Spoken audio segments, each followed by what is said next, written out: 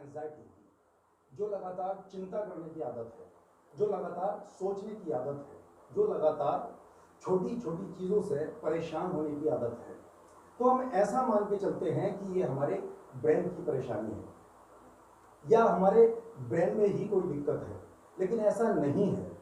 जब भी हम चिंता करते हैं या अनावश्यक चिंताएं करते हैं तो उसका असर हमारी पूरी बॉडी पर पड़ता है।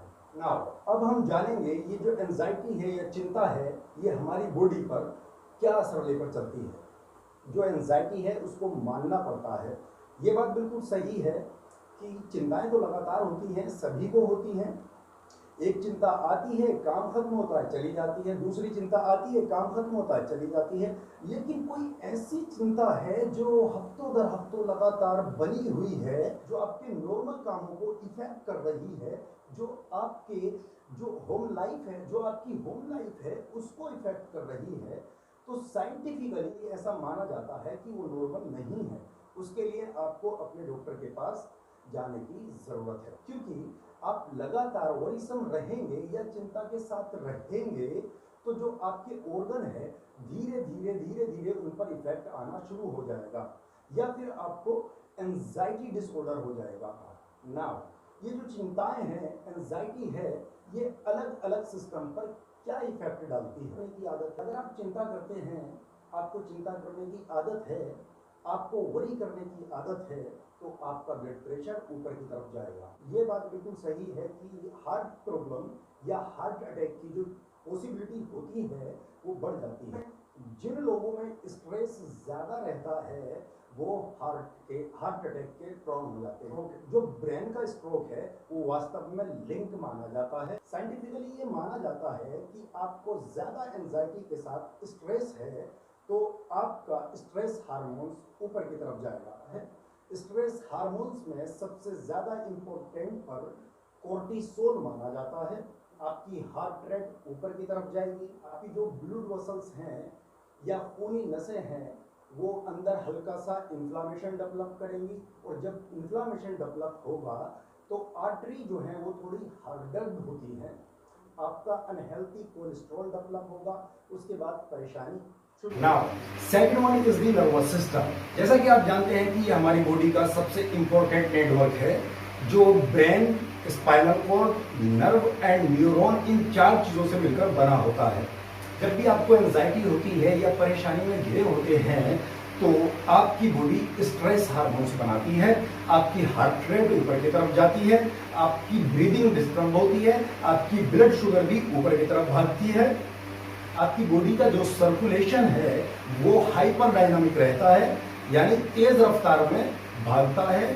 साइंटिफिकली ऐसा माना जाता है अगर ये सब दिक्कतें होंगी तो आपकी जो नॉर्मल ब्रेन की फंक्शनिंग है, जो नॉर्मल नर्वस सिस्टम की फंक्शनिंग है वो डिस्टर्ब होगी, उसमें प्रॉब्लम जरूर होगी।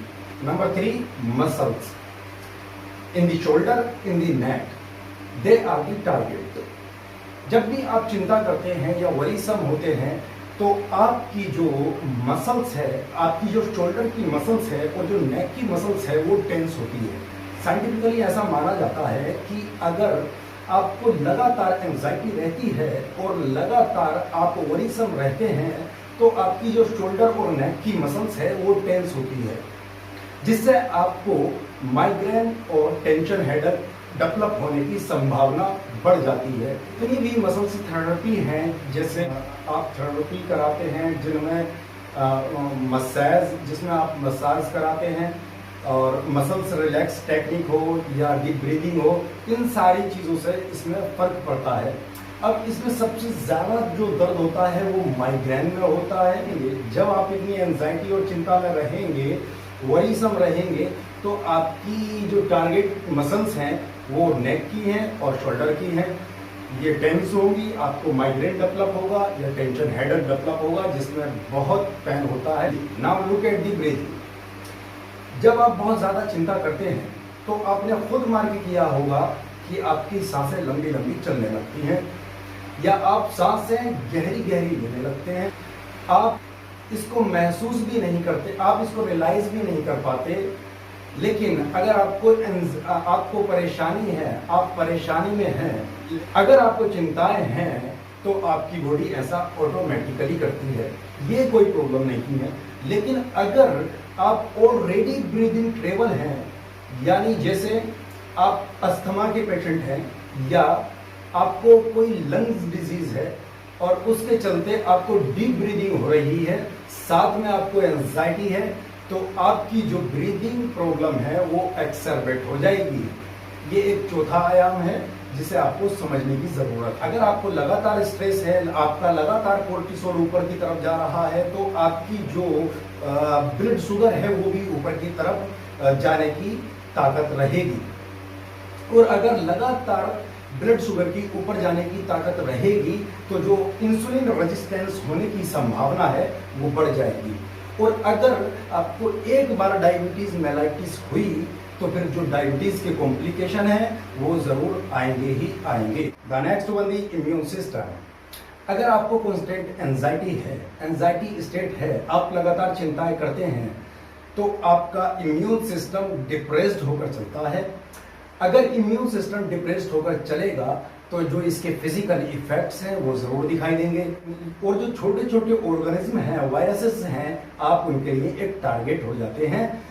जैसे वायरस फ्लू, हर्पेसिस, रेस्पिरेटरी वायरस, सर्दी खांसी जुकाम के जो वायरस हैं वो आपको ज़्यादा अटैक करने लगते हैं, लगातार अटैक करते हैं, क्योंकि आपका इम्यून सिस्टम नीचे की तरफ जाता है। अगर आपको लगातार चिंता करने की आदत है, अगर आपको एंजाइटी है, तो इसमें आपका डाइजेस्टिव सिस्टम भी जो है वो पीछे नहीं रह जाता, उस पर भी इसके साइड इफेक्ट आते ही आते हैं।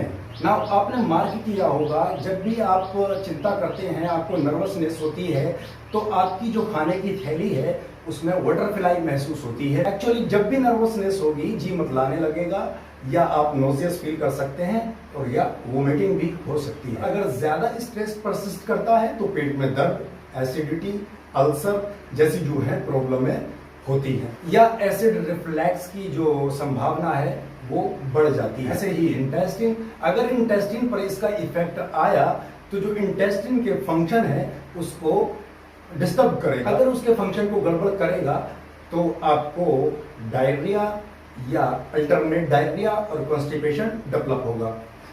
And the last one, sexual habit. Scientifically ये माना जाता है कि अगर आपको कांस्टेंट एंजाइटी है, आप लगातार चिंताएं करते हैं, तो आपका ब्रेन डिप्रेस्ड होकर चलता है, और ये आपको फटीग करता है और आपको डिस्ट्रैक्ट करता है। और अगर फटीग ज्यादा होगा, डिस्ट्रैक्शन ज्यादा होगा, तो जो आपकी सेक्सुअल ड्राइव है, जिसे आप लिबिडो कहते हैं, वो हमेशा नीचे की तरफ जाएगी। और ऐसा भी माना जाता है कि जो क्रोनिक स्ट्रेसर हैं, उनका टेस्टोस्टेरोन लेवल है उसको डाउन करने की ताकत रखता है, और जो क्रोनिक स्ट्रेसर हैं उनके स्पर्म डेवलपमेंट को भी प्रभावित करता है। Infertility is very common with anxiety and worries. Women also post menopause. And अगर एंजाइटी स्टेट है तो हार्ट फ्लैश और स्लीप इश्यूज भी ज्यादा आते हैं। इनका सवाल है, ये सिर्फ ब्रेन में ही नहीं होती। जब आपको एंजाइटी होती है, जब आप चिंताएं करते हैं, या जब आप बहुत ज्यादा टेंशन करते हैं, तो इसका प्रभाव आपके लगभग पूरी बॉडी पर दिखाई देता है।